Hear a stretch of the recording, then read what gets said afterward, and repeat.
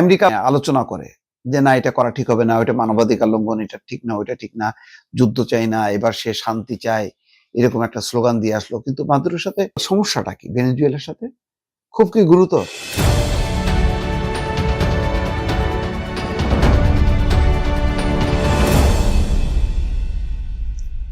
দর্শক, শেষ পর্যন্ত ভেনেজুয়েলায় অভিযান চালালো আমেরিকা এবং এটার কি বলবো, ভেনেজুয়েলার প্রেসিডেন্ট মাদুরো এবং তার স্ত্রীকে ধরেও নিয়ে আসছে। মানে যেদিন হামলা চালাইছে, ভোরবেলায় হামলা চালায় সেখান থেকে প্রেসিডেন্ট এবং তার স্ত্রীকে উঠায়ও নিয়ে চলে আসছে। কয়েকটা শিরোনাম একটু শোনেন, তাহলে বুঝতে পারবেন যে একটা স্বাধীন সার্বভৌম দেশের উপর এই ধরনের অভিযান চালানো যায় কিনা। সম্ভবত আমেরিকা এবং ট্রাম্পের জন্য জায়েজ, আর কারোর জন্য জায়েজ না। মাদুরো এবং তার স্ত্রীকে মার্কিন সেনাবাহিনীর ডেল্টা ফোর্স আটক করেছে, সিবিএস। তারপরের শিরোনামটা হলো, এটি ছিল একটি চমৎকার অভিযান ট্রাম্প। ভেনেজুয়েলার ক্ষমতায় কারা যাবে স্পষ্ট নয়, ঐক্যবদ্ধভাবে এই হামলা প্রতিরোধ করার ঘোষণা ভেনেজুয়েলার প্রতিরক্ষা মন্ত্রীর।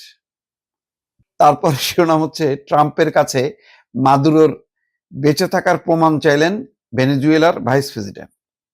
কারাকাসে, অর্থাৎ ভেনেজুয়েলার রাজধানী কারাকাসে বিমানবন্দরে বিস্ফোরণ, আগুন। তারপরে শিরোনামটা হচ্ছে, ভেনেজুয়েলায় হামলা চালিয়ে প্রেসিডেন্ট মাদুরো এবং তার স্ত্রীকে তুলে নিয়ে গেছে যুক্তরাষ্ট্র, ট্রাম্প। তাহলে এই দেশে, এই বিশ্বে কার স্বাধীনতা থাকবে, কার স্বাধীনতা থাকবে না, এগুলি তো সবকিছু তাহলে নির্ভর করে শক্তির উপরে। যেমন পুতিনের শক্তি ছিল বলে সে ইউক্রেনের উপর হামলা চালাইছে, ইসরায়েলের শক্তি আছে বলে সে গাজার উপরে চালাচ্ছে, স্টিম রোলার চালাই যাচ্ছে, কত শত মানুষকে মেরে ফেলছে। তো শক্তিরই মানে শেষ পর্যন্ত আমেরিকা আবার এগুলি আলোচনা করে যে না এটা করা ঠিক হবে না, ওইটা মানবাধিকার লঙ্ঘন, এটা ঠিক না, ওইটা ঠিক না, যুদ্ধ চাই না, এবার সে শান্তি চায়, এরকম একটা স্লোগান দিয়ে আসলো। কিন্তু মাদুরোর সাথে সমস্যাটা কি? ভেনেজুয়েলার সাথে খুব কি গুরুতর? বলা হচ্ছে মাদক চোরাচালান করে। তো বারবার ভেনেজুয়েলা বলতেছে ঠিক না। তাদেরকে রীতিমতো তাদের সমস্ত স্থল এবং জলসীমানা অবরুদ্ধ করে রাখছে। তাদের কোনো তেলের ট্যাঙ্কার বেরোতে পারে না, সেগুলি আটক করা হচ্ছিল বেশ কিছুদিন থেকে। যেটা বলা হচ্ছে যে ভেনেজুয়েলায় যে অমূল্য রতন আছে, খনিজ সম্পদ আছে, তেল আছে, সেগুলো উত্তোলন করতে চায়। তো বিরোধী দলীয় যে নেত্রী, যে নোবেল পুরস্কার পাইল শান্তিতে, সে আবার কট্টর ইসরায়েলি সমর্থক। তাতে ট্রাম্পের সমস্যা নেই, বরং এতে সুবিধা। ট্রাম্পের লক্ষ্য হচ্ছে সেই ভদ্রমহিলা, যে নোবেল পাওয়ার নামটা ঠিক এই মুহূর্তে মনে নেই, তাকে মাচোদো তার নাম, তাকে ক্ষমতায় বসানো এবং ভেনেজুয়েলাকে এক ধরনের তাদের দাস বানানো। এটি হচ্ছে লক্ষ্য। অর্থাৎ মূল লক্ষ্যটা হচ্ছে একটা বাণিজ্য, অর্থনৈতিক যুদ্ধ। অর্থনৈতিক যুদ্ধ চাপাই দেওয়া হলো একটা স্বাধীন সার্বভৌম দেশের উপরে।